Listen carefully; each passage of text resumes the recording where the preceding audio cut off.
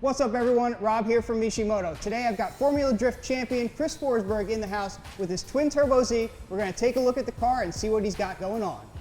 All right, now Chris, the last time I saw this car was on Drift Garage Season 2. Yep. It was blue and it looked a bit different. Can you take us through what's changed since then? Yeah, absolutely. I mean, a lot has changed. The entire car actually has changed. We took it all the way down to the shell, put it on rotisserie, took all the weight out of it, spot welded, put a cage in it, took it from a street car to now a full track party car.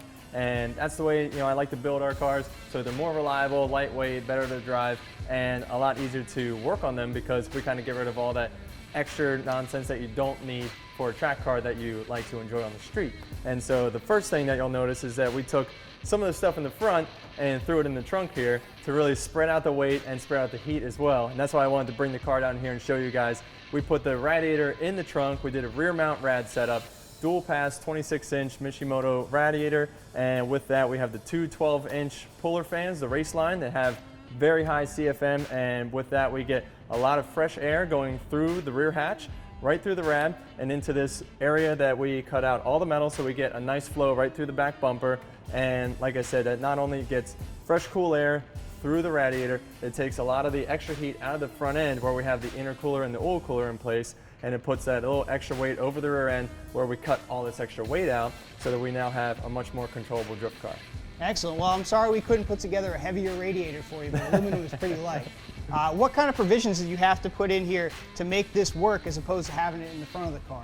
Well, one of the things right off the bat is to get the fluid from the engine all the way to the back in the radiator. And so with that, we had to run very long lines all the way through the car, and we had to make these special bulkheads, one being right behind myself to separate myself and the passenger from not only the radiator fluid, but the fuel cell and the fuel as well.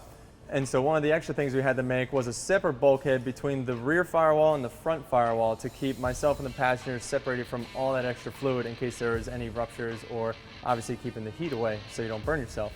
And one of the last things that we had to do with running all that extra line to the back is you might develop some air pockets, because you have the radiator in the back, you got the engine in the front, and there's just definitely a lot of room for that to pick up. So we made this custom swirl pot, which has this little bleeder right on the very tip of the radiator, the highest point in the back of the car, and that self-bleeds into this pot, and so it draws from the bottom of it straight into this pump, which will suck any of the water out and keep that thing nice and clean so that you get good pressure and good cooling.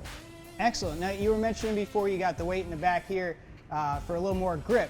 How does it work? Well, the way that works is with any car, it has, certain points of the car that are a little bit light and some parts that are a little heavy. You always hear that 50-50 balance that people talk about. So once you pull all the weight out of the back, you're taking out the back seats or the carpeting or anything, and you're cutting this all out to put in some, aluminum crash bars, you obviously get very, very light on the back end. And so you'll see a lot of drift cars nowadays, they start to put everything towards the back. So you got your fuel cell in the back, the battery in the back, the water pump in the back. And so now the latest thing is putting the radiator in the back so that, like I said, it's not only a benefit for handling, but also for cooling for the engine. So you're saying this thing does a pretty mean burnout? It certainly does. Mind if we take a try at it? We could probably do that. I think I've done one before. Excellent.